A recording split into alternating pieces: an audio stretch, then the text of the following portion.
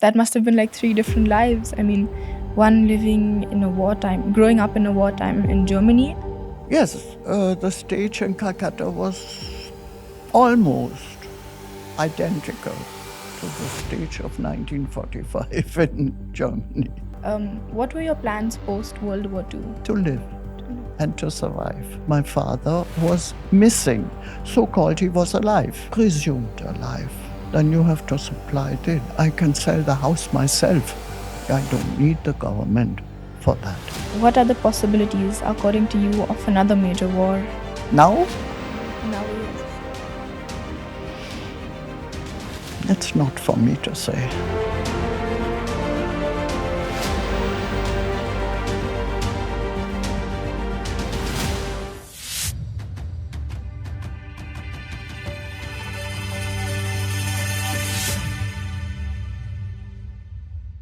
hello, my name is Kyra. It is a great privilege for me to welcome Miss Erika Patel to the CNS Dialogue Den, Your Voice Matters. Born in 1934, Erika is a contemporary witness of the harrowing years of World War II. Today, she shares her stories with us. Good morning, Erika. How are you? I am fine today and I'm very happy to be here. I'm glad. So, you are a contemporary witness of World War II, right? Well, my immediate childhood started 6 years before the war began. So, can you tell us a little about yourself? Where were you born? We lived in the suburbs of a big town called Hamburg, which is in the north of Germany. A port, very important port on the river Elbe. And we had our own house, which was German style with a gabled roof and a large garden. And we were very happy in the suburbs. That's nice. Did you have siblings? Pardon me? Did you have siblings? Yes, I have got two sisters who were born 2 years after me. Nice. That's nice. And that's it. So, your mother and father, did your father go to the war to fight? My father voluntarily went already in 1939 because he couldn't buy the time to be active fighting for the fatherland. Okay. Did he come back by the end or? Unfortunately, is missing on the Russian front. My condolences. Okay. So, did you or your family members favor the Nazis? Difficult to say. My father was enthusiastic, was like most of the youth in Germany when Hitler became our leader and promised Germany to build up the country again to some importance. Naturally, everybody follows when you are getting jobs, when the things move forward of a stagnant period after the First World War. So that was the actual situation in the country. How different my mother and my father's opinions were on the situation, I can't tell you. But in the course of time, I realized that my mother was not very much in agreement with certain things in the regime, if you so. But That this, was much, much later. all these politics never mattered to you or your siblings. did Children it? play, children have fun, children have friends. Nothing, you are an apolitical item. Look at small children. Do they know anything? Nothing. In spite of the fact that the media plays a great role now. In those days, there was no media. Did you listen to the radio often, or where did you see all that propaganda? No. Later on, when the war progressed, then there were certain items which actually you had to listen to. And then for us, also there were children's programs, also storytelling, like the old Grimm's stories and things like this. As such, the radio played a role, but we had a small one, uh, which was the only item of information, outside information. So, did a lot of their propaganda reach you in the suburbs of Hamburg? Not really. No, you Not had a really. you Not it really. didn't affect you. Did you know any German Jewish people at the time? In our neighborhood lived a couple which I actually now only realized must have been Jewish. When I entered school at the age of 6, I am shown in a picture with her, with our sweet kind of conical sweetener for the first class or session. She was Jewish, the family was Jewish, but I realized that only now. And we were not great friends. It so happens that we came onto a photo together. So you don't know what happened to them now, right? No. I know what in later life what the children became of, but at that time it played no role. Were there any major incidents in your life during the war? Of course, the first incident was aeroplanes flying across the city all of a sudden. We were not only separated from England through the channel, and the engines of the aircraft became much stronger, the aircrafts became much stronger, and suddenly we were confronted with bombs falling onto the major city of Hamburg. That was a major thing. Due to that, the small children were evacuated from the city into districts or countries, if you so wish, which in India would be a different country also, to South Germany in mass evacuation. We were accommodated in families. Where did you go? The trip I was allotted to was the first trip from Hamburg. It went to Bavaria, or Franconia, actually, to be more precise. And with me were my two sisters also. I was 6 years old, and my sisters were 4 years old. They were always with you wherever you went. It was you three together. In that troop, in that it was a railway trip over night and day into the country. So, in what year did you go to Bayern? 1940. I see. Did you go to school during the war? Can you tell us a little about it? I went to school in that village, which was an experience on itself because I had started school in Hamburg, but only a couple of months. Then went to that class. Later on in the course of the war, there was a situation where in cluster villages, a German teacher would be assigned to German children because there were so many of them. But first I went to the village school, which is very similar to an Indian village school. And then after that, after 4th grade, I believe, did you go back to Hamburg, or how long I did you went stay? several times because personally, the family which hosted me, it was a kind of prestige for the family also to have a child from a city and totally different kind of life used to. So my family wasn't, as far as I can judge now in later years, not very happy with having a child in the family, but tolerant, and because of the prestige effect, I was there.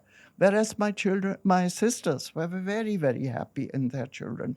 They were accepted as own children, whereas I was always looked at, at 6 years, how you are looked at, you don't perceive. But I was never happy in the family. And periodically, my grandmother fetched me, or my mother fetched me in between. Didn't spend the whole war in South Germany. And apart from school, what did you do in your day-to-day life? What children do? They play, if allowed. What do you mean, if allowed? If you were not made to do certain things, which that was the trade of the host family, well, playing. My family was a bit of an outcast family in the village. I don't know for what reason. I have never allotted any reason to that. But they were not they were well-to-do, but not, what you say, very communal, very friendly with the neighbors and all. It was very much segregated. Do you remember any friends you had from your That youth? period, no, none at all. Neither did I have any contact with my own sisters, though they were across the road, one and the other one a little bit further on, maybe not even 50 meters or 100 meters on. So But they were totally integrated into the life of the family, which I was not. I see. And by 8th May 1945, the war ended, right? So how did you come to know about it? Where were you at the time? I was in Hamburg. I was back in the gymnasium, as it's called in Germany. It means the school leading to class 12. And the world broke. We were expecting the end of the war, which so happens was on the 8th of May, which is just a few days hence,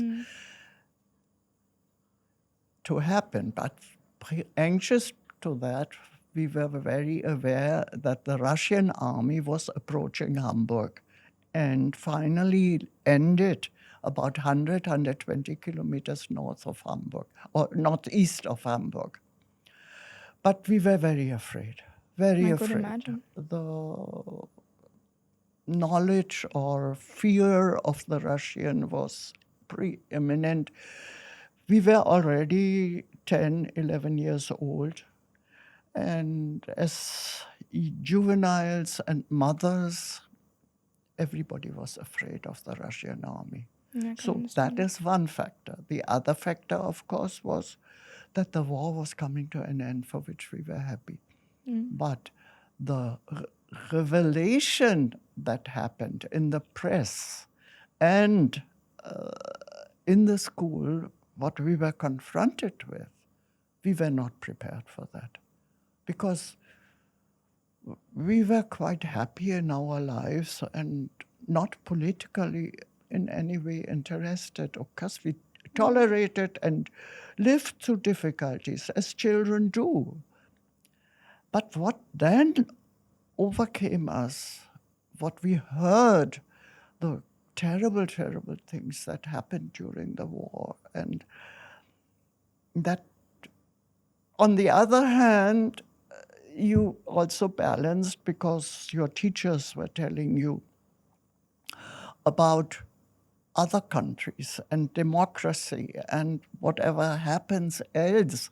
We were very, very hopeful also for a new life, for a new beginning for everything. So there were many streams in which we were totally helpless, actually, and confronted with. As a child till 1945, did you know what was happening to the Jewish people? That We were totally unaware of it. So you never heard of the Holocaust happening? Never, never, ever any word. We did not know. How would we come to know? My mother was not interested in anything, and she would also shield, even if she would know, she would shield the children, of I can course, of understand. things like this.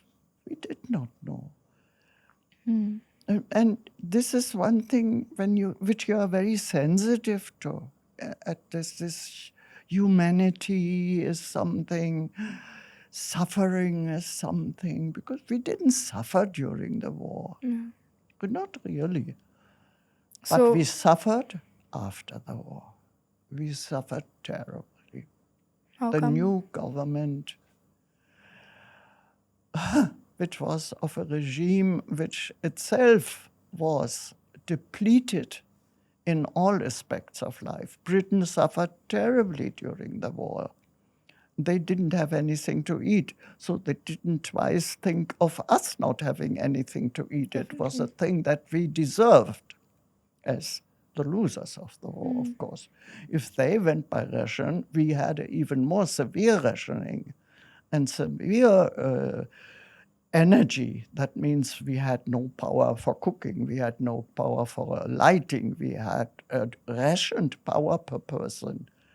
And that was understood. It was different in American zones. The Americans suffered also, but not to the extent So of the Hamburg was British. then under the British zone. Yeah. Okay. How did you manage in the winters? It must have been very cold. We froze. Oh God. We froze. We simply froze. Jackets didn't help, or wool pullover. Our warm clothes were stitched from our father's clothes. He went, of course, to war, never came back. So we had coats which my mother stitched or got stitched. And there was nothing. My shoes, I was growing and grew through all the shoes which my mother had, practically in size, because there wasn't any supply. It was a terrible time we went through after the war. So freezing. Did hunger also affect your Yes, household? yes. Then was a school supply of food also. We came with tin cans and got from the big vats of food, like it here happens during the COVID time, or even in areas where it's less supply to the people, to the country people. So you and your sister were sorted with food at least. You got the supply, but what about your mother or Not all, not all. Only those who were maximum undernourished. Not everybody. so how did your mother come by with that? If she We didn't get had it. to sell whatever we had to people in the country who maybe sell a chicken or a ham or a leg of a animal or kilo-wise, some wheat or something of that kind. Bartering system What were your plans post World War II? to live To live? and to survive. Nothing else. No plans. What did you do? No high-flying plans. So you finished school in 10th or 12th? I finished school in class 10 because my mother, depending on support from the government, had support for us 3 children, but for herself not, because my father was missing. So-called he was alive, presumed alive. And then the government wanted to sell our house to have money for supply to us. And then my mother said, you want to sell the house? Then I have no house. Then you have to supply it in. I can sell the house myself. I don't need the government for that. So my mother, we took in a lodger, so to say, to get some money from a person who was working in the railway system as between the various zones. And so he had a steady job, and his job was also helping us in return with the income for my mother. Understood. And once you left 10th grade after finishing schooling, what did you do? Did you find a job?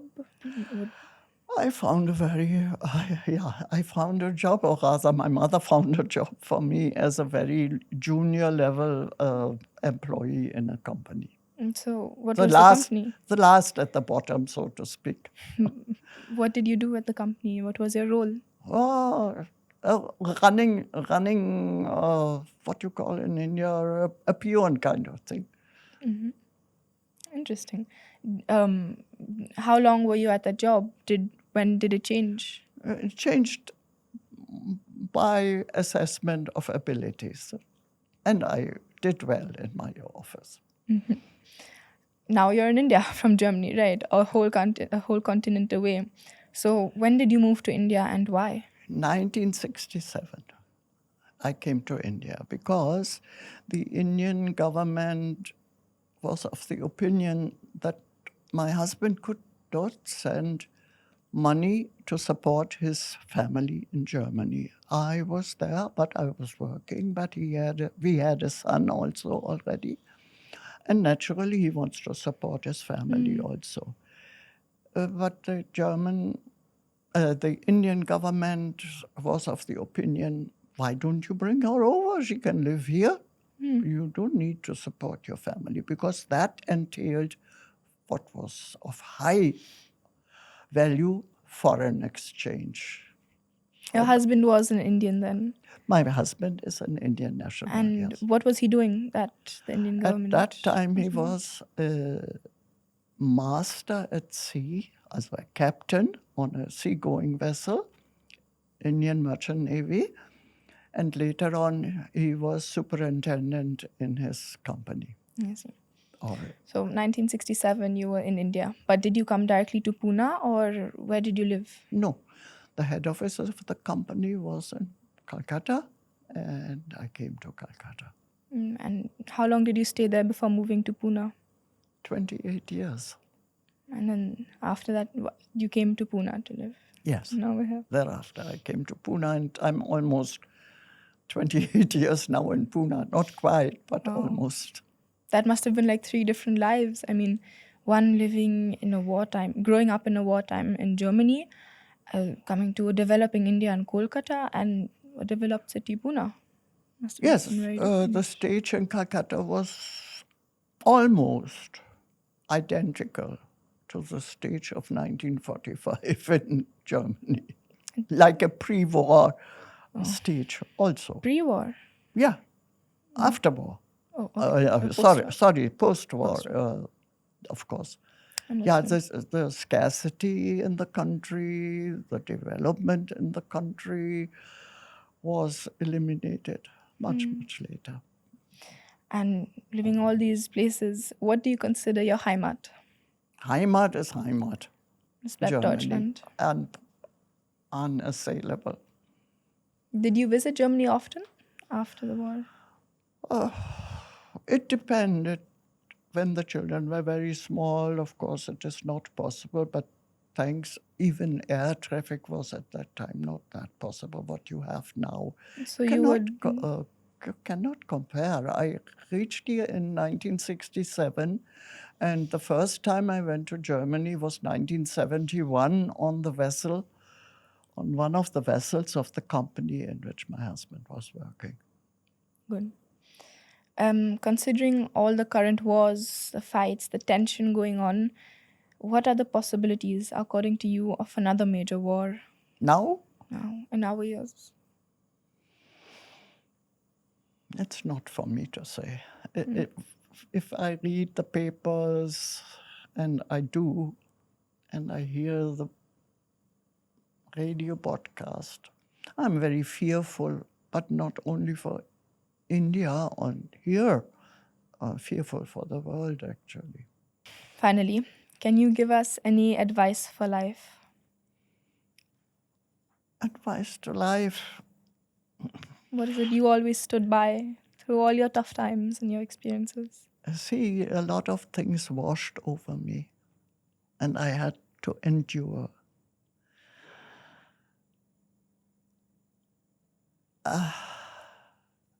And you have to be positive of the situation.